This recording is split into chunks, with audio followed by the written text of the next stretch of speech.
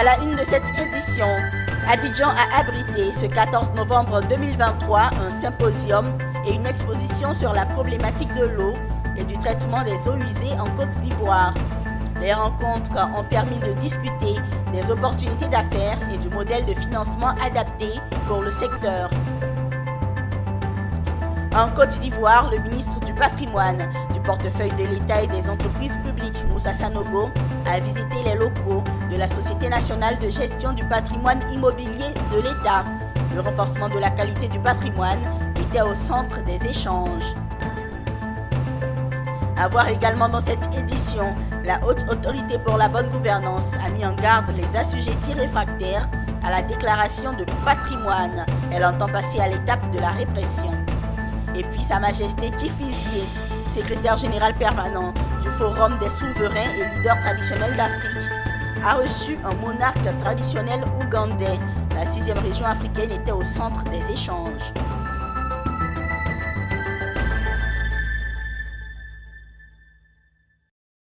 Bienvenue à tous pour cette nouvelle édition sur Business 24 Africa.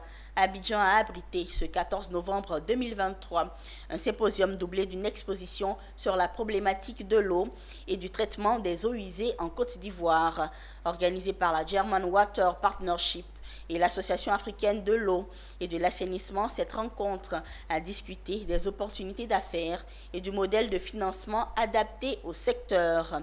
Suivons le compte-rendu de Koné Nanogo et de Tima Traoré. Source de vie, l'eau peut très vite se transformer en source de maladie ou de mort quand elle est polluée ou inaccessible. Une situation que l'Association africaine de l'eau et de l'assainissement et son partenaire allemand, German Water Partnership, veulent éviter à la Côte d'Ivoire. Et c'est là qu'intervient ce symposium d'Abidjan, doublé d'une exposition sur l'eau et le traitement des eaux usées en Côte d'Ivoire. On sait très bien que les Allemands sont très bons en matière de technologie.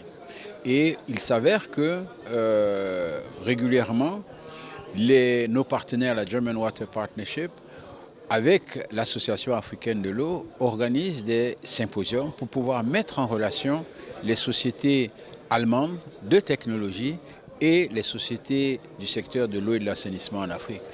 Durant cette journée de ce mardi 14 novembre 2023, les acteurs ivoiriens et les entreprises allemandes intervenant dans le secteur de l'eau et de l'assainissement ont discuté des opportunités d'affaires. Autour des tables rondes, ils ont surtout évoqué la question de l'accompagnement financier en identifiant les modèles de financement adaptés. Un rendez-vous qui a permis d'apprécier les performances de l'industrie allemande en matière d'eau et d'assainissement. C'est que nous pensons que les questions d'eau doivent être gérées de façon intégrée, c'est-à-dire qu'on gère le petit cycle de l'eau comme on l'appelle, c'est-à-dire l'eau, on boit de l'eau et puis on le rejette. Donc nous, le ministère pense maintenant, et c'est pour ça que le gouvernement l'a formalisé, qu'il y a un ministère de l'hydraulique et de l'assainissement, que les projets d'hydraulique doivent être de façon intégrée. On doit pouvoir gérer à la fois l'eau que l'on boit et l'eau que l'on rejette. Après ce symposium et exposition sur l'eau et le traitement des eaux usées, l'Association africaine de l'eau et de l'assainissement met ainsi le cap sur le 22e congrès international et exposition prévu du 18 au 22 février 2024 en Guinée-Conakry. Le ministre du Patrimoine, du portefeuille de l'État et des entreprises publiques de la République de Côte d'Ivoire, Moussa Sanogo, était ce lundi dans les locaux de la Société nationale du patrimoine immobilier de l'État. Après une séance de travail avec le comité de direction, le ministre a visité les locaux de la société et s'est imprégné du cadre de travail. Le but de cette visite est de renforcer ensemble la qualité du patrimoine de la Côte d'Ivoire. Zénab Dosso et Richard Akeki. La SONAPIE, société en charge du patrimoine immobilier de l'État ivoirien. Ce lundi, le ministre du patrimoine, du portefeuille de l'État et des entreprises publiques, Moussa Sanogo, était dans les locaux de cette société pour s'imprégner du niveau de travail du personnel. Au sorti de la visite et des échanges avec le comité de direction, plusieurs points ont été abordés pour renforcer la qualité de gestion du patrimoine étatique en optimisant les dépenses et en améliorant les recettes. Il s'agissait donc de pouvoir parler aux agents, de leur faire passer des messages importants, de faire en sorte donc qu'ils soient capables donc de relever les défis qui sont les nôtres, défis qui sont importants, puisqu'il s'agit donc de renforcer donc, la qualité de la gestion du patrimoine étatique, voilà, qui doit nous permettre donc d'optimiser la dépense et d'améliorer donc nos recettes. On a plusieurs axes autour desquels nous allons travailler. C'est renforcer donc ou du moins approfondir des actions qui étaient déjà en cours, la problématique donc du recensement des biens immobiliers, celle donc de leur sécurisation, celle de leur évaluation, celle donc de la définition des dotations appropriées pour assurer un bon entretien de ces biens que nous avons réalisés avec beaucoup de difficultés, mais celle aussi de la définition des partenariats pour la construction des biens nouveaux pour réduire donc les charges locatives qui pèsent sur l'État. Notons que Moussa Sanogo était le ministre du Budget et du portefeuille de l'État en Côte d'Ivoire de 2019 à 2023. Il a été nommé ministre du Patrimoine, du portefeuille de l'État et des entreprises publiques le 17 octobre 2023 dans le gouvernement de Robert Begré-Mambé, où il tient les rênes du patrimoine. Je vous l'annonçais en titre, la Haute Autorité pour la bonne gouvernance est passée à une autre phase dans sa mission de collecte des déclarations de patrimoine. L'institution soutenue par la Chambre nationale des commissaires de justice de Côte d'Ivoire entend passer à l'étape de la répression. Une rencontre s'est tenue ce 13 novembre 2023 au siège de la HABG afin de mettre en garde les assujettis réfractaires à la déclaration de patrimoine. Walter Kofi, Soleiat Abidoye et Seth Ekissi. Un compte à rebours vient d'être déclenché pour les assujettis à la déclaration de patrimoine qui peinent à se mettre à jour. Ils disposent d'un délai de 90 jours pour déclarer leur patrimoine, délai passé qui devrait conduire à des sanctions prévues par la loi. L'ultimatum a été donné par la Haute Autorité pour la bonne gouvernance, en accord avec la Chambre nationale des commissaires de justice, lors de la cérémonie de démarrage des mises en demeure des assujettis à la déclaration des patrimoines. C'est pourquoi la cérémonie qui nous réunit ce jour revêt un caractère particulier, car elle marque un tournant décisif dans l'approche de la Haute Autorité pour la bonne gouvernance envers les assujettis à la déclaration de patrimoine. Mesdames et messieurs, c'est donc avec beaucoup de responsabilité et une grande fermeté que j'annonce à l'opinion publique nationale et internationale que désormais la Haute Autorité pour la bonne gouvernance fera appliquer les sanctions prévues par la loi aux assujettis de déclaration de patrimoine qui refusent de se soumettre à cette obligation dans les délais prescrits. L'un des moments forts de la rencontre a été la remise de la première liste d'assujettis n'ayant pas encore déclaré leur patrimoine, un document remis au président de la Chambre nationale des commissaires de justice de Côte d'Ivoire. Ce dernier a pris l'engagement d'accomplir sa mission conformément à la convention qui relie son entité à la Haute Autorité pour la bonne gouvernance. À mettre en place des mécanismes de lutte contre la corruption et les infractions assimilées, couplés au dynamisme insufflé par le président de cette institution de référence qui nous reçoit en ce jour. Notons que la déclaration des patrimoines contribue à prévenir les détournements des deniers publics, le blanchiment des capitaux et l'enrichissement illicite. Il concerne les sommités de l'État allant du président de la République aux personnes exerçant dans les hautes fonctions de l'administration publique ou chargées de la gestion des fonds publics. Une note culture dans cette édition. Sa Majesté Chifizier Jean Gervais, secrétaire général permanent du Forum des souverains et leaders traditionnels d'Afrique, a reçu le 12 novembre 2023 dans la tradition à sa résidence, le palais de l'Éburnie à Abidjan, Cocody, les Deux Plateaux, un monarque traditionnel ougandais qui est arrivé en Côte d'Ivoire afin d'échanger sur la question de la 6e région africaine. Le point de la rencontre avec Pierre Tebeu et Richard Akiki. C'est dans la pure tradition africaine, dans un espace aménagé au palais d'Éburnie, des deux plateaux que les deux gardiens de la tradition africaine se sont entretenus.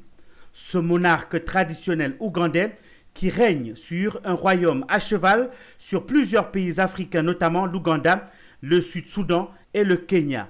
Son éminence Jongo Moïse est membre important de la diaspora africaine basée à Washington, aux États-Unis. Il est venu s'entretenir avec son frère et ami, Sa Majesté Tifizié Jean Gervais, sur la question de la diaspora africaine et de la 6e région du continent. Un échange devant des témoins privilégiés. Mulugeta Mikael, l'ancien ambassadeur d'Éthiopie en Côte d'Ivoire, Begreyaya, homme religieux, ainsi que de nombreux autres invités. Sa Majesté Tifizié Jean Gervais a salué le monarque ougandais pour sa visite qui témoigne de la solidité de leurs relations.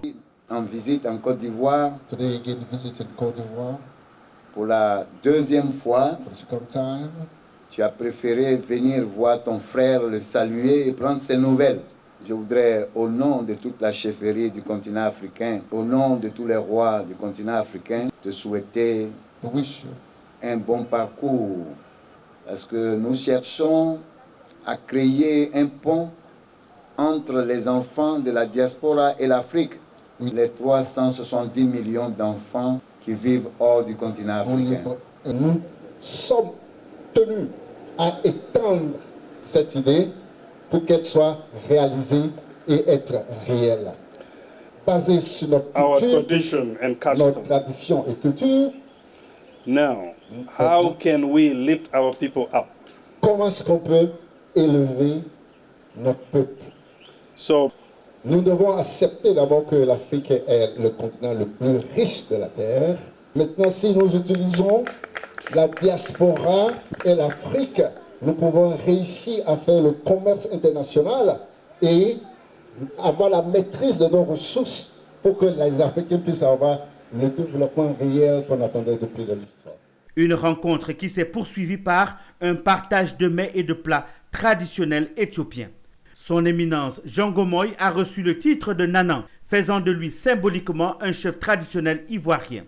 La cérémonie de réception s'est déroulée dans une ambiance festive ponctuée par une prestation artistique. Parlons à présent d'entrepreneuriat féminin et de festivités. Le grand festival marquant la fin des festivités des 10 ans du Forum de l'emploi et de l'entrepreneuriat féminin aura lieu le 18 novembre 2023 à l'Hôtel Ivoire d'Abidjan. Prévue sur le thème « Femmes essentielles », cette rencontre permettra au FEF de sensibiliser les femmes sur leur potentiel et de récompenser les femmes inspirantes dans divers domaines d'activité. L'annonce a été faite ce 13 novembre 2023 par la commissaire générale du FEF, Roland Sandrine Konenanogo et Tima Traoré. Un grand festival et une soirée de distinction pour terminer en beauté les festivités des 10 ans du Forum de l'emploi et de l'entrepreneuriat féminin. C'est l'annonce faite par la commissaire générale du FEF le lundi 13 novembre 2023. Nous avons ce qu'on appelle le grand festival qui aura donc le samedi prochain, qui va être une véritable fête pour les femmes, une célébration des compétences, des talents féminins, des ressources dont la Côte d'Ivoire regorge, des femmes de tous les horizons. Ce que je peux déjà vous dire, c'est qu'il y a des femmes qui viennent de tout le pays, il y a des femmes qui viennent aussi de la sous-région, il y a des femmes qui viennent de plus loin, du Moyen-Orient, d'Afrique centrale, tout ça donc pour célébrer les 10 ans du FEF. Et c'est également l'heure du bilan des 10 ans d'existence de la plateforme. Depuis son institution en 2014 par AOS Africa, le FEF a fédéré plus de 20 000 femmes en permanence et inspiré la création d'environ 150 entreprises. Et pour ce 10e anniversaire, le FEF a sillonné plusieurs villes de l'intérieur du pays, dont Grand Bassam, Yamoussoukro, Korogo, Dabou et San Pedro. Une célébration qui prendra fin le 18 novembre à la patinoire du Sofitel Hôtel Ivoire d'Abidjan autour d'expositions, de conférences et d'une soirée de récompense. La soirée des awards va se dérouler le même samedi en soirée, donc samedi soir. Nous allons donc remettre des récompenses aux femmes les femmes ont décidé elles-mêmes de nominer des femmes dans diverses catégories. Cette 10e édition du FEF, faut-il le rappeler, se tient sur le thème « Femme essentielle ». Elle est placée sous le parrainage de la première dame de Côte d'Ivoire, Dominique Ouattara. Ouvrons à présent une page santé. Le pôle pharmacopée africaine et substances naturelles est l'un des 7 pôles de recherche de l'université Nangui à Bourgois. Ce pôle, dont le rôle est de développer et de mettre à la disposition du public des médicaments améliorés, a organisé une journée scientifique pour se faire connaître et faire connaître au public l'état d'avancement de ces recherches. C'était ce 14 novembre au sein de l'université. Reportage de Philippe Zabo et de Doumbia Yuba. C'est une boutade des Africains qui dit que les chercheurs africains, on en trouve, mais les chercheurs africains qui trouvent, on en recherche. Pour signaler l'état embryonnaire de nos institutions de recherche, le pôle pharmacopée africaine et substances naturelles de l'université Nangui à Bourgois organise une journée pour rejeter cette assertion et montrer le dynamisme de la recherche ivoirienne. Il y a des produits que nous avons trouvés, il y a des produits qui existent, il y a des réponses que la recherche donne à la communauté, mais malheureusement qui ne sont pas connues, et c'est ce que Dr Croix, le directeur coordonnateur du programme de médecine traditionnelle, a dit. Il faut qu'on puisse se faire connaître et vulgariser un peu ce qu'on fait chez nous ici. Et l'objectif de ces assises-là, c'est dans ce but-là. Nous sommes organisés de 3 à 4 l'université. Nous sommes décidés de se rencontrer ici pour échanger, pour montrer nos résultats, pour que nous soyons acquérir les nouvelles connaissances et élargir notre connaissance. Avec pour thème valorisation et promotion des substances d'origine végétale, cette journée a attiré étudiants et chercheurs. Certains en ont profité pour présenter le fruit de leurs recherches et d'autres des doléances. Il y a des produits qui sont exposés, c'est vrai, mais les produits se font avec quoi? Avec de l'argent. Vous savez très bien que l'argent, c'est le nez de la guerre. D'accord? Sans argent, on ne peut rien faire. D'accord? Et si nous devons véritablement asseoir notre développement, mais il faudrait que la recherche scientifique soit véritablement financée. Depuis 2012, nous avons proposé le complément alimentaire à base de poudre de cacao. De poudre de cacao vraiment spéciale parce que ça doit être des fèves de cacao de qualité premium qui sont riches donc en des molécules qu'on appelle les polyphénols. Au menu de cette rencontre scientifique, table ronde, panel, conférences, communication et exposition. Le 12 novembre de chaque année, la journée mondiale de lutte contre la pneumonie est célébrée. La pneumonie est une maladie causée par divers agents infectieux, dont des virus, des bactéries et des champignons, et elle touche les enfants.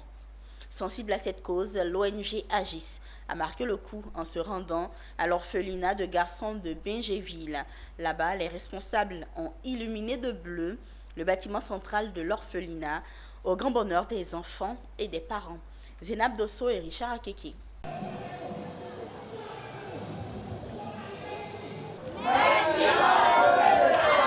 Un bâtiment illuminé en couleur bleue pour commémorer la journée mondiale de lutte contre la pneumonie. La pneumonie, faut-il le rappeler, est la maladie la plus meurtrière chez les enfants de moins de 5 ans dans le monde. En Côte d'Ivoire, c'est la 3e cause de mortalité et d'hospitalisation selon l'ONG Agis. C'est pour cette raison que les responsables de l'ONG se battent au quotidien. Le 12 novembre 2023, ils ont illuminé le bâtiment central de l'orphelinat garçon de Bingerville. Occasion pour sensibiliser à nouveau sur la pneumonie. Nous participons depuis maintenant 3 ans à la grande tournée et la grande chaîne internationale qu'on appelle le Pneumolight, qui consiste bien évidemment dans chaque capitale du monde, une ONG qui travaille dans la lutte contre la pneumonie a illuminé un bâtiment symbolique de la ville. Et nous, cette année, après avoir choisi il y a 2 ans la statue Aquaba, l'année dernière le phare de Bassam, cette année on est à l'orphelinat de Bingerville, effectivement, pour aussi parler de la pneumonie et de dire que ce sont bien les enfants qui sont touchés par la pneumonie, ce sont eux qui sont bien les plus vulnérables contre cette maladie-là. Notons que depuis 2010, l'ONG Agis, association Graines d'Ivoire et Santé, mène des initiatives notamment dans la vaccination, les soins gratuits des populations, la sensibilisation, l'éducation et le renforcement de capacités. Un cadre de la région de la Marawe, le professeur Tidou Abiba Sanogo, a fait don de plusieurs kits scolaires d'une valeur de 5,2 millions de francs CFA pour l'éducation des enfants du département de Saint-Fra. La cérémonie de remise de dons s'est déroulée en présence des autorités préfectorales et traditionnelles. Gervais Amoni, Philippe Zabo. C'est un don qui vient soulager les parents d'élèves face aux difficultés financières et autres contraintes rencontrées à chaque rentrée scolaire. La donatrice, le professeur Tidou Abiba Sanogo et le préfet du département de Saint-Fra, Kakou Bredoumou Christophe, ont ainsi distribué plusieurs kits scolaires et pris en charge aux élèves lors de cette 7e édition de la journée de soutien aux parents d'élèves. Selon la donatrice, ce geste témoigne de son engagement et son soutien à l'éducation des enfants de cette localité. En outre, elle a expliqué que l'éducation est la clé qui ouvre les portes de l'opportunité et le fondement sur lequel chaque individu construit son avenir. Cette année-là, avec cet apport, c'est pas parce que, comme on dit, c'est pas parce que j'ai trop d'argent que je vous fais ce don. Il y a quelque chose derrière. J'attends des résultats. Avec ce don, c'est un pacte que nous avons signé pour vous-même et pour vos parents, que vos résultats soient les meilleurs. Au nom des bénéficiaires, le porte-parole des populations de la tribu Bendin a traduit sa gratitude et ses remerciements à la donatrice pour ce geste hautement social. La donatrice n'est pas à son premier geste en la matière. Elle a déjà fait don de plusieurs kits scolaires à des centaines de familles démunies de la Marawe pour permettre à leur progéniture d'aller à l'école. Direction Boaké. La semaine commerciale Kwame Konan Nzikan a longtemps été une plateforme importante pour les commerçants de Boaké. Après un arrêt, l'événement a signé son retour du 26 octobre au 4 novembre dernier, au grand bonheur des commerçants pour qui c'est une occasion de réaliser de bonnes affaires. Emmanuel Bonzo. Autrefois, rendez-vous incontournable à Boaké, la semaine commerciale Kwame Konan Nzikan est de retour. Nostalgique de cet événement commercial majeur, certains opérateurs ont décidé de le faire revivre à la nouvelle génération. À son ouverture, les autorités ont accordé une caution à l'activité parce que rendant hommage à une icône du commerce en Côte d'Ivoire et dans la sous-région. Aujourd'hui, voir que ce souvenir va revenir, renaître, c'est vraiment beaucoup de joie. Et lié à cette joie-là, l'hommage qui sera rendu chaque année au père Kwame Konan Nzikan. Nous encourageons donc cette initiative à laquelle nous nous engageons d'ailleurs à coopérer de telle sorte qu'elle pérennise sur la durée. Pour la relance de cette semaine, sous l'impulsion de la Chambre de commerce et d'industrie de Côte d'Ivoire, les organisateurs ont mis l'accent sur la digitalisation comme moyen de création de la richesse dans l'activité commerçante. Il y a des commerçants notamment qui commencent déjà à vendre sur Internet. Donc véritablement la digitalisation est innovante bien sûr, mais comme nous avons beaucoup de commerçants qui ne sont pas lettrés, il y a 75% qui ne sont pas à l'école, c'est ça qui tarde un peu en Côte d'Ivoire, mais aujourd'hui il y a la jeunesse qui monte dans le commerce, nous pouvons les encourager. Ainsi, durant une semaine, les commerçants ont répondu à l'appel des initiateurs afin de saisir les opportunités de cette activité. On nous donne l'occasion de venir présenter nos articles. Là, toute la population sait où ils peuvent s'approvisionner. Avec ce retour, les organisateurs envisagent faire de la semaine commerciale un événement annuel avec le même objectif, pérenniser l'œuvre de Kwame Konan Nzikan. Le conseil régional du Cavali s'est réuni le 11 novembre dernier pour adopter le budget triennal 2024-2026. Au cours de cette deuxième assise, Anne-Désirée Ouloto a félicité tous ceux qui ont œuvré pour l'élaboration du budget triennal qui s'équilibre à plus d'1 milliard de francs CFA. Ce budget met en priorité l'éducation, le social, la santé et la culture. Théodore Kanga. Le conseil régional du Cavali s'est réuni en session ordinaire le samedi 11 novembre 2023 au siège de l'institution régionale de développement à Guiglo. Au cours de cette réunion, les conseillers présents ont adopté à l'unanimité le programme triennal 2024-2025 qui servira de boussole à cette collectivité territoriale pour ses actions de développement au cours des 3 prochaines années. Le programme triennal 2024-2025 2026 se décline comme suit. Année 2024, 4 613 143 800 francs CFA, soit 56,68%. Année 2025, 1 777 954 000 francs CFA, soit 21,84%. Année 2026, 1 748 241 000 francs CFA, soit 21,48%. Au nombre de ces actions ou programmes figurent en bonne place l'éducation, la santé, les actions sociales et culturelles. Et ce que moi je veux, ce sont des briques sur mes chantiers, des classes qui montent, des centres de santé. Ce que je veux, c'est vraiment la concrétisation de tous ces projets. La remise d'un tableau par le responsable chargé de la culture a mis fin à cette deuxième session. Dans le cadre de la modernisation et de la transformation de l'administration publique en Côte d'Ivoire, un atelier de validation des avant-projets de décrets portant modalités communes et particulières d'application de la loi portant statut général de la fonction publique se tient du lundi 13 au vendredi 17 novembre 2023 à Yamoussoukro.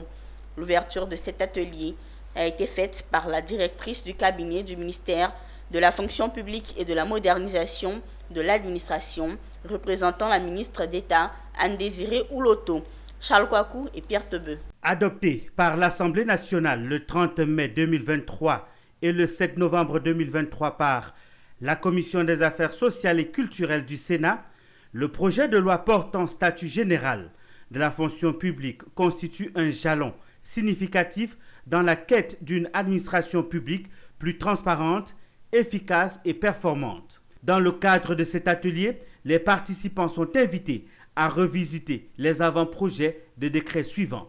L'avant-projet de décret portant modalités communes d'application de statut général de la fonction publique, l'avant-projet de décret portant modalités particulières d'application du statut général de la fonction publique. Cet atelier, c'est pour prendre les premiers décrets d'application pour que dès l'adoption finale de cette loi portant statut général de la fonction publique, que cette loi soit applicable. C'est un nouveau statut qui vient redéfinir le cadre d'exercice de la carrière du fonctionnaire et qui balaie tout, depuis le recrutement jusqu'à la retraite, en passant par la gestion de la carrière, la formation.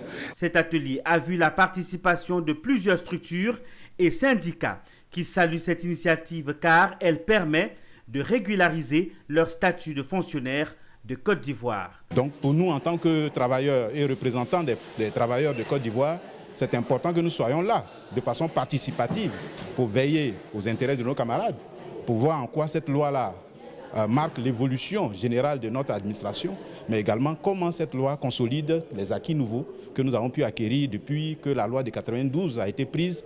Cet atelier prendra fin le vendredi 17 novembre 2023. En images, Herbert Wigwe, le patron du groupe nigérian de services financiers Access Holdings, a entamé la construction d'une université privée à Lagos en vue de développer les compétences nécessaires au secteur de la finance et de la technologie. L'investissement total pour la construction de l'université est estimé à 500 millions de dollars. Et puis la Banque africaine d'import-export, Afreximbank, lancera en 2024 un fonds d'$1 milliard destiné au financement du cinéma africain. L'annonce a été faite en Égypte à l'ouverture de la seconde édition du Canex Weekend, un événement dédié aux industries créatives. C'est la fin de cette édition sur Business 24 Africa. Merci de votre fidélité. Nos programmes se poursuivent.